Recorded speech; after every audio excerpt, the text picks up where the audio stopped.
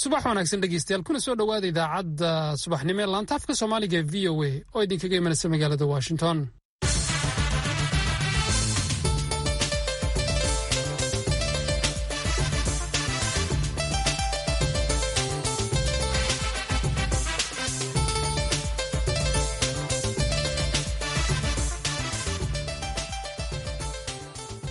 waa subax Arbaca ah bisha Mayna waa 20 sanadka 2020 waxaadna naga dhageysanaysaan mawjadaha gaagaaban ee 16 iyo 19 mitirban iyo bogga voasomali.com. saacadda Afrikada Bari waxa ay tilmaamaysaa 6 iyo barka aroornimo. idaacadda saaka iyo caalamkan waxa idinla socodsiinaya Maxamed Cabdi Xasan Sandheere iyo anigoo ah Nuur Xasan Nuur.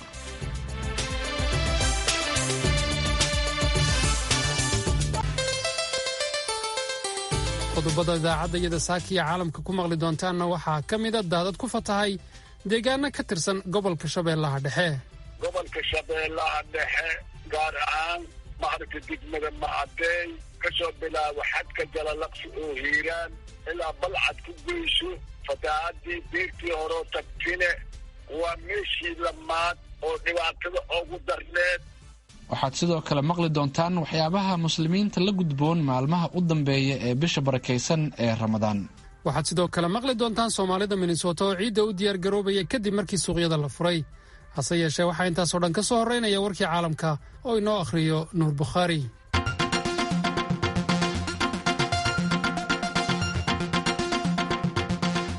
mahadsanid Maxamed. dacwadii badda ee u dhaxaysay dalalka Soomaaliya iyo Kenya oo la dhageysan lahaa bisha dambe ayaa talaadadii shalay mar saddexaad dib loo dhigay. mas'uul kiiskan la socda ayaa VOA-da u sheegay in dacwadaasi haatan la qaadi doono 15 ilaa 19 bisha Maarso ee sanadka dambe ee 2021. Kenya ayaa dalbatay codsigan cusub bishii hore iyadoo sababta uga dhigtay cudurka safmareenka ah ee COVID-19. 2 jeer oo hore ayaa dib loo dhigay kiiska dhageysiga dacwadda badda ee u dhaxeeya Soomaaliya iyo Kenya. malaayiin qof oo ku nool bariga Hindiya iyo galbeedka Bangladesh ayaa laga daadguriyay deegaanada ay ku noolaayeen kadib markii ay aad ugu soo dhawaatay duufaan xoog badan oo laga cabsi qabo in ay dad badan ku leyso xadka labada wadan. duufaanta Amphan ayaa la sheegay inay noqon doonto tii ugu weyneed ee Hindiya iyo Bangladesh ku dhifato muddo sanado ah. saraakiisha saadaasha hawada ayaa ka digay in saacadaha dambe ee Arbacada maanta ah ay duufaanta ku habsan doonto gobolka West Bengal ee bariga Hindiya iyo gobollo ka mid ah Bangladesh. dowladda Bangladesh waxa ay sheegtay in ay ka cabsi qabto in duufaantan ay ka khasaare badnaato duufaantii Sidir oo sanadkii 2007 dalkaasi ku dishay 3500 oo qof. dhinaca India duufaan sanadkii 1999 garaacday gobolka bari ee Odisha ayaa waxaa ku dhintay ku dhawaad 10,000 oo ruux. dhageystayaal warka caalamka waa naga intaa.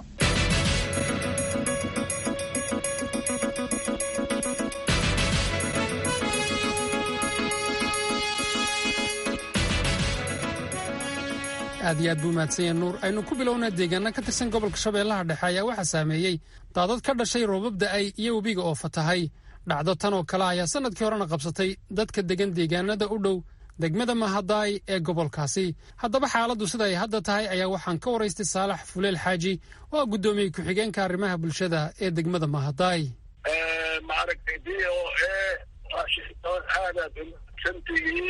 Mahadaay sida ka warqabtaanba guud ahaan gobolka Shabeellaha Dhexe gaar ahaan maarka degmada Macadey ka soo bilaabo xadka Jalalaqsi oo Hiiraan ilaa Balcad ku geyso fatahaadii beertii hore tagtine waa meeshii lamaad oo dhibaatada ugu darneed. wax waa gaareen laakiin wax la taaban karo oo ka dhacay ma jiraan. bal hashaana usoo daadaga tii tagtigaaya tani joogta qabay taagan tahay. Macadey waa degmooyinka Soomaaliya degmadii ugu dambaysi waaye oo maaragtay taladeeda ay aasaan Hirshabeelle State, laakiin waxay noqotay degmo dayacan oo waxdana la'dahay bulshadeedana masaakiin atacbata ah oo sugu jirta beeraley iyo xoolaaley dhibaato fada badan soo gaartay.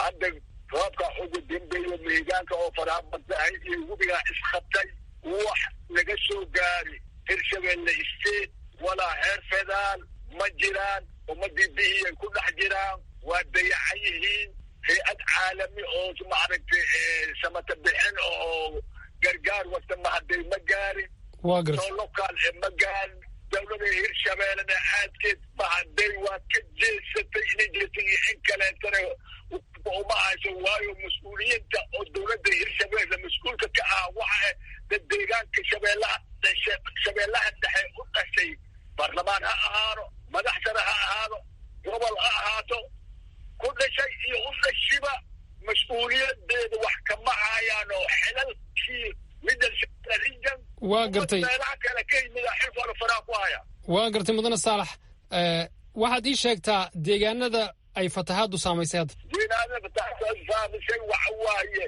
sabca jaziira tuulooyin la yidhaaho eji oobaale diinlaabe maaragtay intaa sabca jaziira xagga oo maaragtay waxay shaqaalinaka oo hiiraan jalalaqsi ay maaragtay degmada mahadii ay ka tirsan yihiin mahadayga afar xaafadood meel yidhaaho meel maaragtay oo la yidhaaho maaragtay buurfuule meel la yidhaaho xufur ciise shiidla baray buule axmed kulmis weyne inta nagadley oo la yidhaaho intaasoo dhanba waa saameeyeen sanadkii horena dalag uma go-in oo fatahaadii ku kala tagtay sanadkaana meelihii biyagareen waxay ku dhigeen fatahaadii lamaada ku baabicisay waa 20,000 oo hektar inta production oo miga beereed ayoo baabaayo oo qarale oo diirle oo galeyle oo misigale oo wax kastaba isugu jiro in gargaar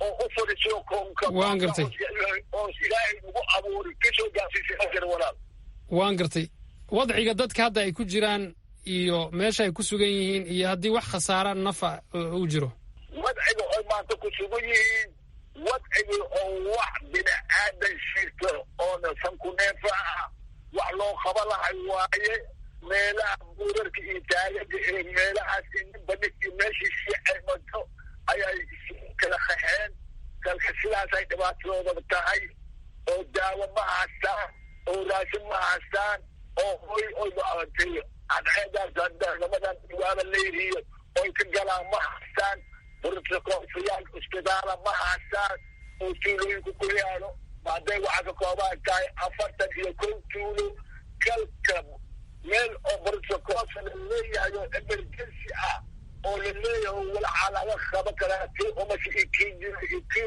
malaria ikii dacu ku dhaco loogula ordaa ma jiro haal oo dagaalo kuwii maaragtay meshikii maraykanka oo meeliisa ahayd kii keliya kenyada asagana daawo ma taalo iskool weyn waxaa ka yaala hal iskoolo dugsiga hoose dhexe iyo sare waa gartay hadday ku dhex yaalo waan gartay waad ii sheegtay in wax xiriira aydan ka maqal dowladda hirshabeelle iyo dowladda federaalka iyo meel kale toona idinku xiriir ma la samayseen aniga degma haddii nahay waxaan hoos nimaadaa dowlad goboleedka hirshabeellaan hoos nimaadaa ee dowladda federaala xaq uma leeni intilaabno walaakin laga yaabo ina maaragtid wax midiyaha loo marinaayo iyo facebookyada inay ka war helaan laakiin hirshabeellane keediyay gabti soo kaloo bulshadeyna waxba oguma taalo waa gartay waxaad ii sheegtaa sanadkii hore in arrintan dhacdo waad ii sheegtay sanadkan way dhacday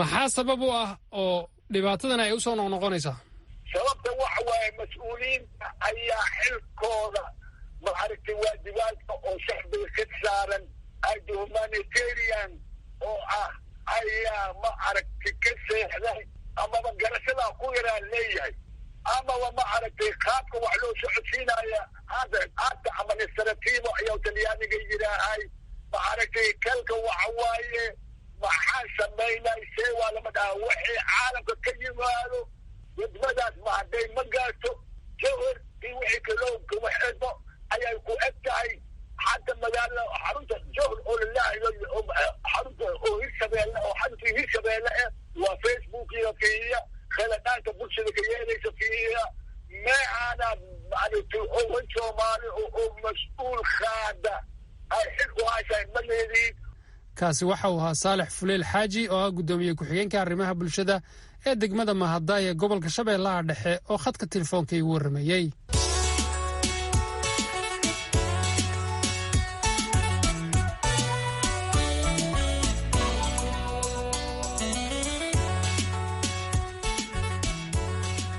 halka aad dhegaystayaal nagala socotaan waa v o a washington.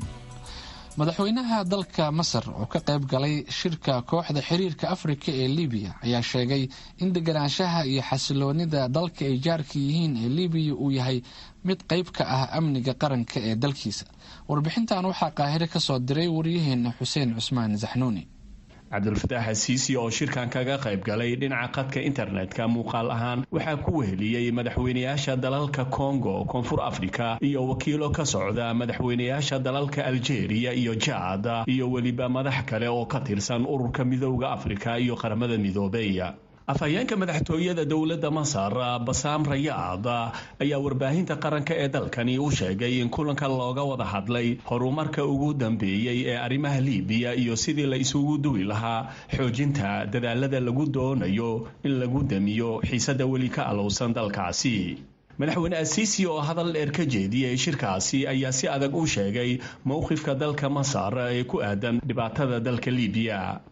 waa arrin daruuri ah in la dhowro madax bannaanida dalka libiya iyo sidii la isugu geyn lahaa xasilinta dalkaasi. waxaana si adag u taageersanahay in dadka reer libiya loo daayo xal u helidda dalkooda oo laga daayo faragelinta dowladaha shisheeye. annagu waxaan u aragnaa deganaanshaha libiya mid muhiim u ah amniga qaranka ee dalkeena, ayuu yidhi cabdulfataax asiisi oo hadal ka jeediyey shir ay yeesheen kooxda xiriirka afrika ee u qaabilsan dalkaasi libiya. madaxweyne asiisi ayaa sidoo kale carabka ku adkeeyey muhiimadda ay leedahay la dagaalanka argagixisada ku sugan dalkaasi sababtoo ah buu yidhi waa mid halis ku ah dalalka afrika ee jaarka la ah waddankaasi.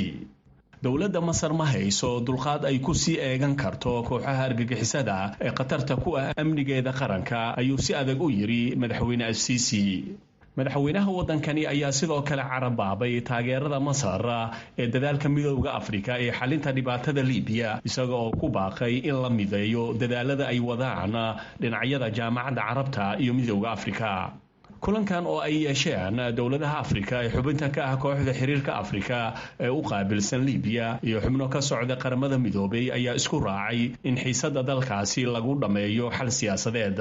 waxayna si wadajir ah madaxda ka qayb gashay shirkaasi ay u cambaareeyeen dowladaha weli fargelinta ku haya dalka libiya. arrimahan ayaa imaanaya xili madaxa guddiga qaramada midoobay u qaabilsan dalka libiya ay sheegtay xukuumadda caalamka aqoonsan yahay ee dalkaasi in ay jebisay xabajoojinta, islamarkaasina waxa ay ku baaqday in la hirgeliyo cunaqabataynta hubka ee saaran dalka libiya.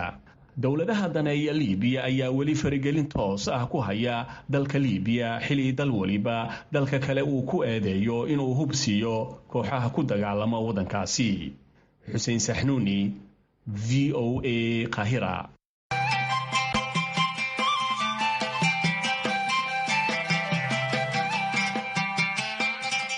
kadib markii maalintii isniintii dib loo furay ganacsiga gobolka minnesota, bulshada soomaalida ee gobolkaasi ayaa bilaabay inay adeeg u doontaan suuqyada ganacsiga soomaalida.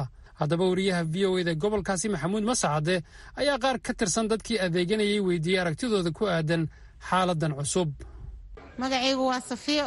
maasha allah, suuqa dib loo furo aad iyo aad ugu faraxsannahay. maanta waxaan kasoo doonay dharka ciidda ilmaha, alxamdulilah, alshukr bilcaalamiin, annagoo dhowrayno maxay ahayd shuruucda oo covid-19ka oo maasha allah aan ku soconaa oo afkeena soo xiranay, isku dhowaanaynin, marka saasaan ku adeeganayna. walaal ani faadama leedaha wallahi suuqan 2 toddobaad iyo ka badan naga xirnay. maanta waan ku faraxsanahay inaan dib loo furo, carruurtan iidaan, annagana aan kula shuruucda aan daba kacno, shuruucda aan ilaalino, in dadka kala fogaado.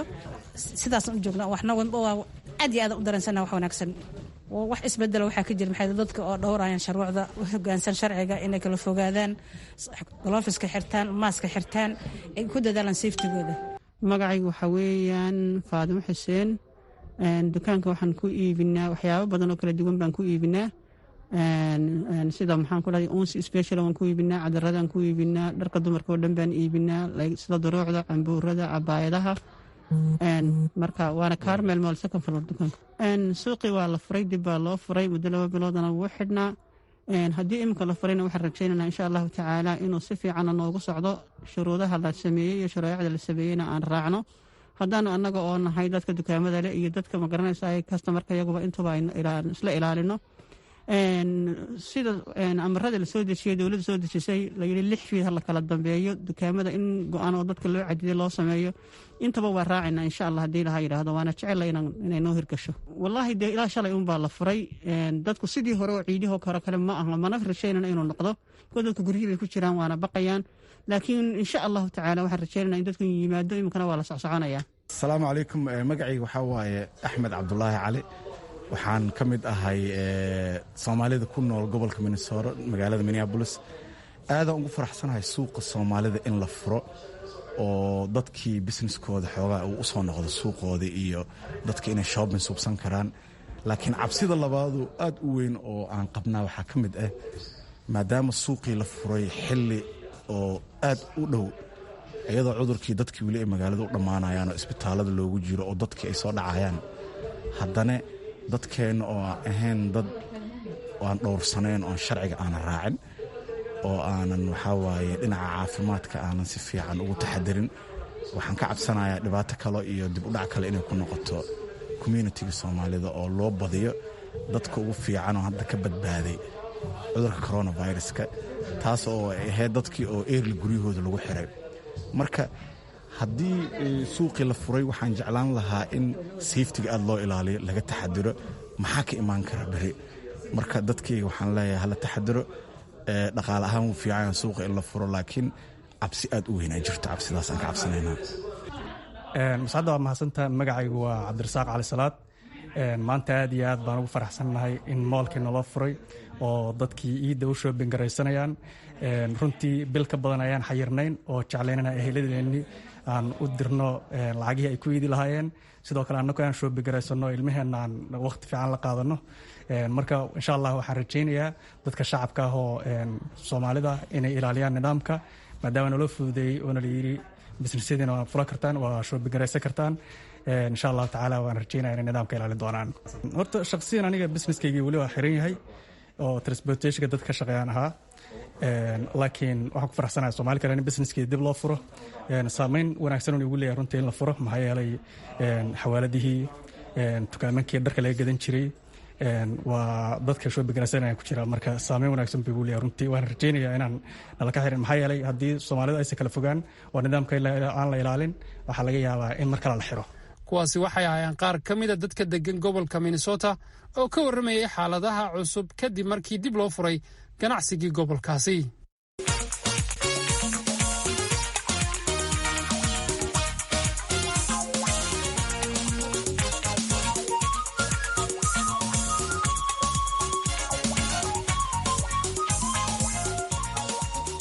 waxaa gebagabo maraya bisha barakaysan ee ramadaan. maalmaha ugu dambeeya ee bishan ayaa ah kuwa ugu khayrka badan, sababtoo ah waxaa ku jira habeenka laylatulqadriga oo ah habeenka ugu khayrka badan habeenada. haddaba fadliga laylatulqadriga iyo ahamiyadda sakaatulfitriga ayaan waxaan ka waraystay doctor cali sheekh axmed abubakar oo ku nool magaalada istanbul ee dalka turkiga. ummadda soomaali meel kastoo joogtaan, assalaamu calaykum waraxmatullaahi wabarakaatu. ramadaan kariim wa kulla caam wa antum bikhayr. waxaan isweydiinaynaa su-aashu ay tahay, tobankii dambe aan ku jirnaa ee fadligeedu muxuu yahay? bisha ramadaan fadligeedu muxuu yahay? laylatulqadri fadligeedu muxuu yahay? bisha ramadaan waxay ka mid tahay 5 tiir ee islaamkan lagu dhisay, arkaanul islaam ka mid ka mida weeye. soonka marka la soomaayo waa qiimo weyn ayuu bishan gaar u siiyey. fadliga labaad ee bisha ku dhex jira waa laylatulqadri oo ilaahay uu sheegay khayrun min 1000 shahrin, 1000 bilood bil ka khayr badan weeye baa layidhi. haddii la fiiriyo 1000 bilood waa 83 sano iyo 4 bilood weeye. waa wax la yaab leh. macnaheedu waxaa weeye shaqo kastoo la qabto oo shuruudii islaamku u dejiya wadata, niyo wanaag iyo qalbi wanaag iyo lilaahinimadeennana lagu daro haddii la qabto, qiimo intaa la eg ayay ku siinaysaa. waxay la mid tahay habeenka haddii alla ku waafajiyo adigoo 1000 bilood shaqeeya bay la mid tahay. fadliga saddexaad ee bishan ku jira, qur-aankan ilaahay baa bishan la soo dejiyey. waxaa lagu soo dejiyey nebi moxamed, waxaa lagu soo dejiyey malakul jibriil ayaa ku soo dejiyey. qur-aanku waxaa weeye adyaantii ilaahay oo dhan meeshay ku soo afjarmaysa weeye. nebi maxamedna waa khaatam alambiyaai nebigii ugu dambeeye weeye oo ugu fadli badan waxa la inoo sheegay oo ilaahay abuuray. malakul jibriilna malaa'igta ayuu u fadli badan yahay. hawsha qiimahaalana bishan dhexdeeda ayay ka dhacday. waxaa fadli afraad ah sakaatulfidriga oo ummaddu inay isu kaalmayso oo isku wada tiirsan tahay laga rabo, oo xoolahani ummadday ka dhexeeyaane dadka waxayse ay dadka kala kaalmeeyaan. waxaa mudan bishan in la sameeyo, in la toobo keena asala.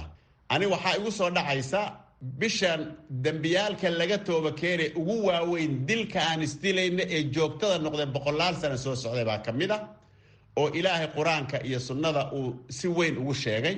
waxaa ka mid a dembiyaalka fadhi kudiriyaalka dadka ka shaqaysa oo ka ganacsada fitna abuurka, oo ilaahay lacnadiisu 24 saac ay ku socoto, oo nabigu wuxuu yihi calayhi salaatu wasalaam alfitnatu naa'imatun lacana allaahu man ayqadaha. dadka iyaguna waxaa weeye towba u furan ee ha ka laabteen dembiyaalka ay ku jiraan. dembi saddexaad oo weyn ayaa jira oo ummadeennu ay caan ku tahay marka la fiiriyo.